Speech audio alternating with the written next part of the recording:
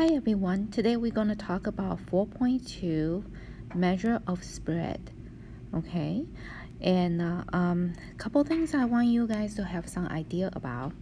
The key elements of the distribution of a numerical variables are its shape, its center, and its spread, and unusual characteristics such as outlier. We will talk about those things. So far, we compared the spreads of two distributions by inspecting diagrams, histogram, bar graphs. Now, three methods that involve making computations rather than inspecting a diagram.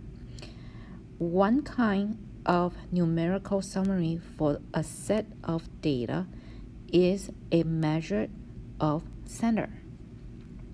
But the measure of the center does not tell a complete story. Data points do not always fall on or even near their center. We need a measurement of how far away from a measure of a center. We can expect to find individual observations in the data set. So let's take a look example number 1 and talk about it. Okay. A random sample of 20 test scores is recorded. Compute the sample mean, which is average, for each of the following scenario. Remember, the mean is the balancing point of the histogram. A. If every student scored 50 points, what would the sample mean be? I hope everybody will come up with the answer 50, because there's no too high the score too high or score too low.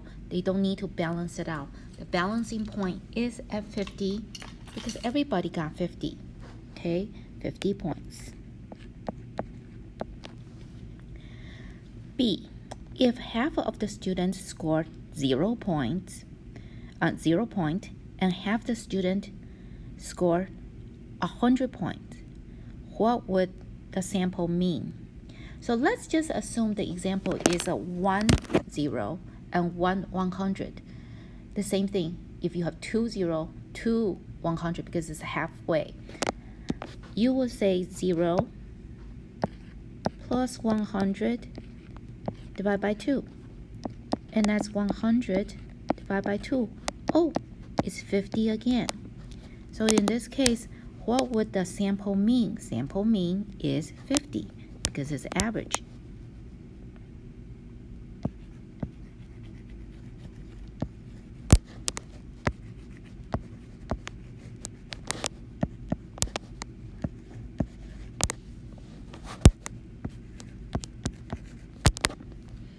Okay, what can you tell me based on the data? Well, I would think you should be able to tell me, say, hey, Ms. Wiesman, the sample mean is 50, but we cannot tell you which kind of data were you going to get. So we're going to put down.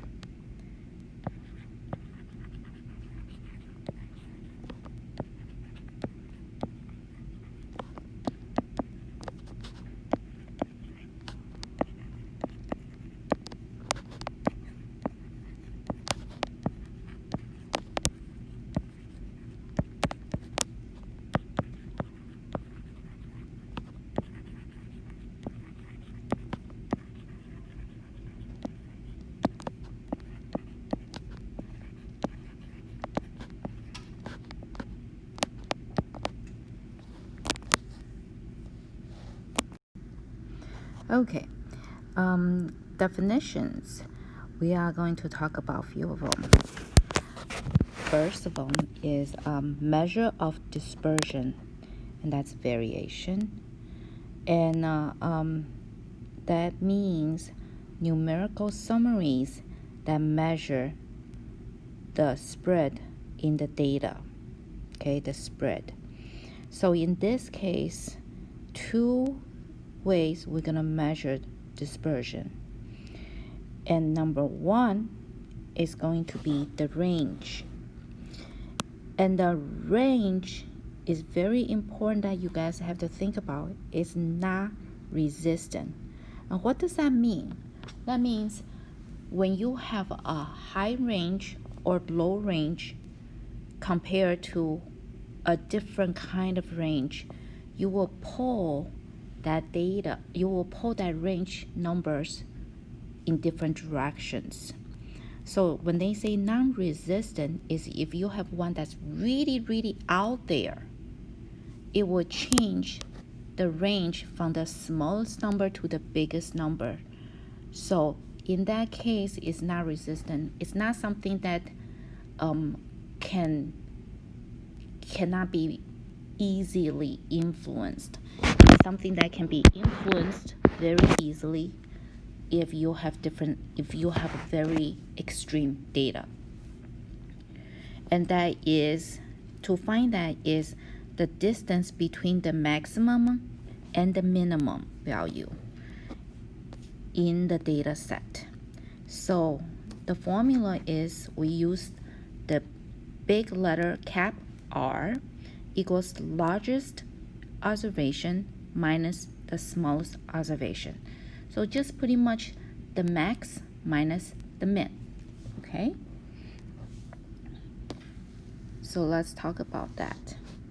The size of the household for 5 different students are 2, 3, 4, 6, and 10. That means how many people is in your house.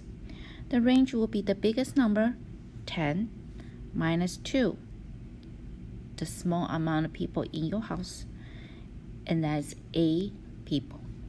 And this is important to state the units for the range. Okay, the biggest number minus smallest number. That's it. Example number 2. Vehicle sales in April 2014 are shown in the table below for each automaker. A. Find the range in sales and explain what it means in the situation. So if you look at the numbers, you should be able to find the largest is General Motor, and that's 254,076 cars. Let's write that down. That's the maximum.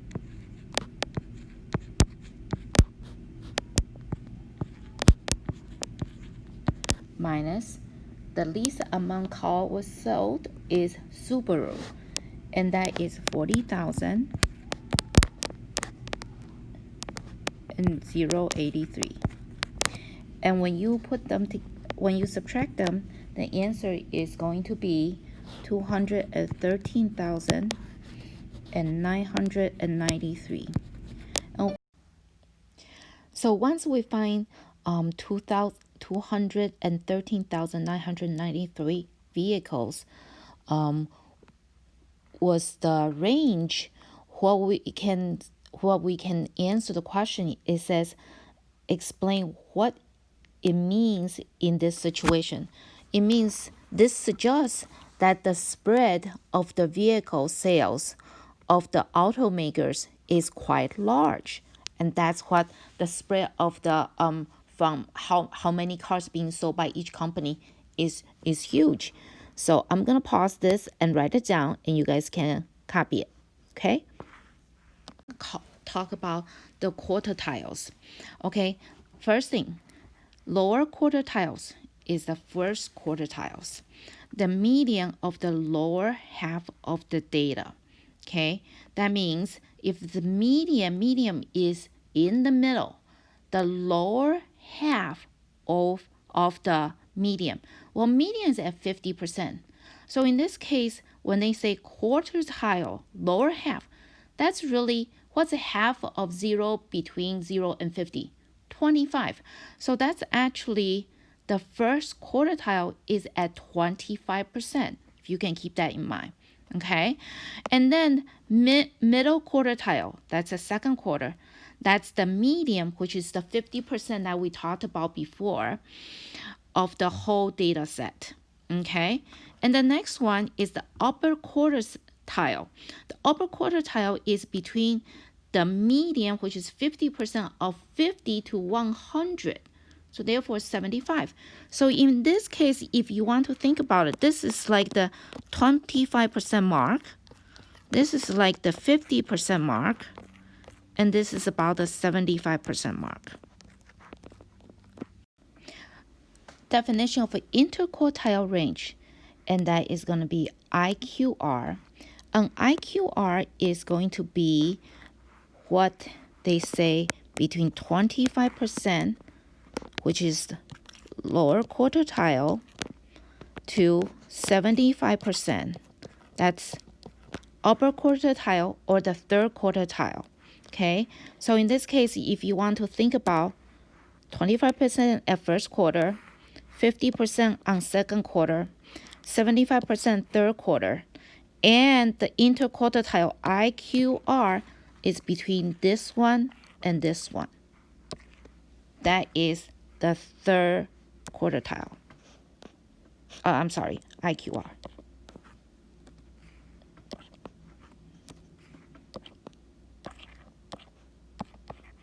Okay, hope that helps. Example number 4. Compute the range for data set A and for data set B. I also am asking you to figure out what is the quartile, first quartile, third quartile, and IQR, and we're going to compare them. Okay, so here we go. N is, remember, stand for the little n, which is sample. How many sample is there? So in this case, if you count it, that should be 10. And the range, now the range probably is going to be find the biggest minus the smallest. That's the definition of range. So I'm going to say biggest is 20. The smallest is 2. And you can say the range is 18. Now, if you don't want to show work, I can totally understand because you can do that in your head. Now, the next thing we're going to look for is the quartile 1 and quartile 3 in IQR. Now, before you do that, you have to make sure that you understand is the median. And since we are talking about median, we're going to put everything in order.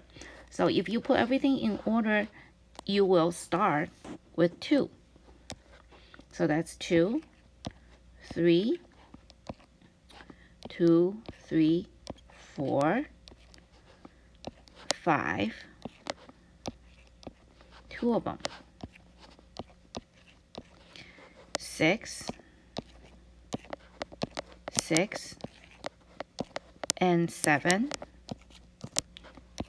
and 8, and 20. And then since this is going to be something that you find the middle, and the middle is in this case right in between 5 on one side, 5 on the other side. Right there is your median. But because we have even number, remember we had to add the 5 and 6 and divide by 2. Now, since we are not looking for that because we are only looking for quartile 1 and quartile 3. So by definition, the quartile 1 is the median of the first half. So median means the middle. And the middle is going to be 2, 3, 5, 5, 4 will be your first quartile. Okay, what's the quartile 3 is the median of the second half. So therefore, median of the second half, there's 5 numbers. So the middle one will be 7. So that's Q3. And the IQR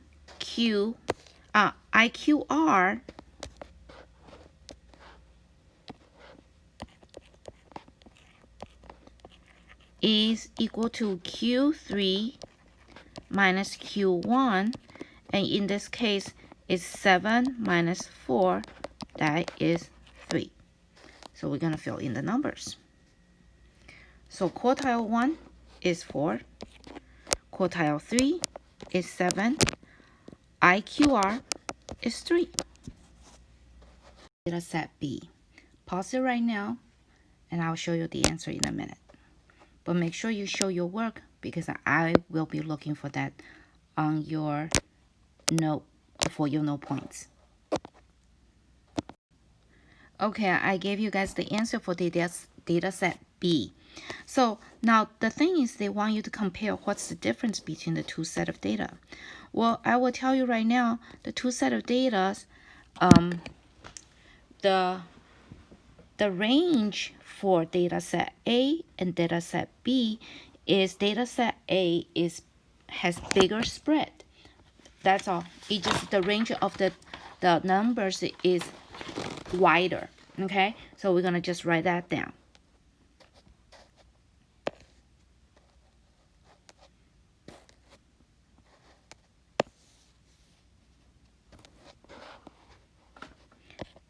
Data set A has larger spread.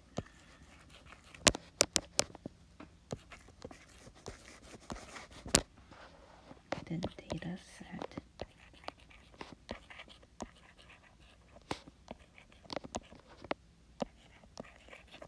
B.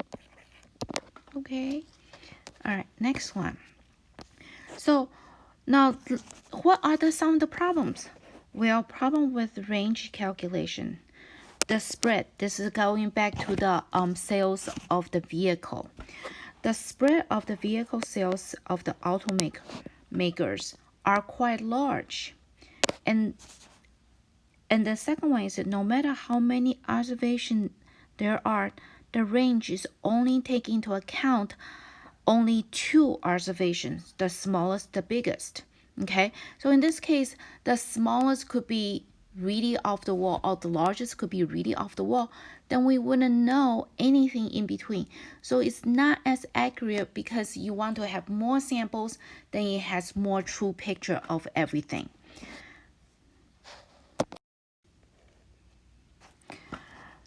The second type of spread is we are going to learn to work through is standard deviation of a variable.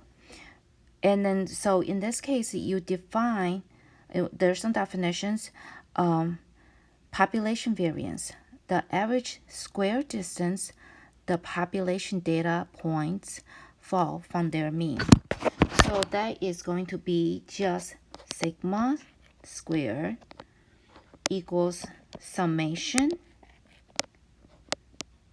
x minus mu. Don't forget that's the x value minus the mean of the population square over capital N. Now that's going to be a little harder to calculate, but I'll show you guys what we're going to do in a minute. Then the next one is the population standard deviation. So that is going to be taking the square root, because we don't want sigma squared. So the square root of population variance. And then if you square root both sides, you guys learned from last year, that square and square root cancel each other out. So that's going to be just sigma equals square root of summation x minus mu parentheses square over big N. Now, my little bad on drawing the line, but summation should be on above the line. Okay, and then the next thing what we're going to do is we are going to talk about sample variance. Okay, and that is probably the ones we're going to use the most, because population is just way too hard to work with if you have tons of data, and you sometimes just don't know how big the population is going to get. So the next one is called the standard sample variance. Okay, sample variance means you have a group that is manageable. So that is going to be squared, sample square equals the summation of individual data point minus the mean data point squared, and then over little n, that means let the sample size minus 1. Okay, and then the next one is going to be the S right here. I'm going to give you all the data. So I'm going to bring it down because we are literally going to work only with S because, again, population is too big. So, again, just do the comparison. The summation, and then we're going to go through a problem. X minus X bar, that's the average, square over n minus 1. And then do you notice that's a square? So what we're going to do is we are going to take it down so there's no s squared. So s is going to be square root of the summation of x individual data minus x bar, that means the mean, which is the average, parenthesis square over the n minus 1. Okay, I'm going to show you how to do all those things in the calculator so you can get your maximum number, which is what's the highest number, what's the lowest number, what's the average, what's all those kind of things. So we're going to get all those things. And those also have a name. It's called 5-number summary. So we will do that all at once. So here we go. With your TI-84, you're going to start by entering all your data. And that's what you do. You go to stats. Turning it on will be helpful. And then so go to stats. Okay. And then you can see, just like what we did before, type 1 for edit. And then did you notice that I enter all my data point from the problem that we did before? And that is compare the data set A and data set B. So this is going to be the 5, 8, 20, 3, 4, 2, 5, 6, 7, 6. I'll show you where 6, 7, 6 is. 6, 7, 6. Okay, so there's 10 pieces of data right there. Now, once you do that, you can exit out. And it's so easy. You can just go to stats because we are in stats class. Go to stat and you're going to do calculation. Okay, instead edit, we are doing calculation.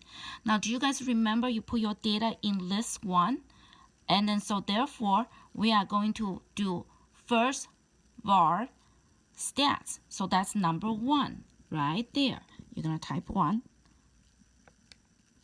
And then because we're in list 1, it will automatically pick up list 1. And there's your number. Just want to be very clear. In first var right here, that is the average x bar. This is the summation of x, means adding all the terms together. That's 66. This is x squared, that means this squared. Okay, and then this is the sample standard deviation. This is the population deviation. So usually this is the number we look for, standard deviation. Okay, and we're going to use that a lot. So you guys have to understand all this and how to get to it. Then we want to talk about the bottom right here, passing how many data piece we have right here. This is called the 5-number summary, and we're going to be also using that.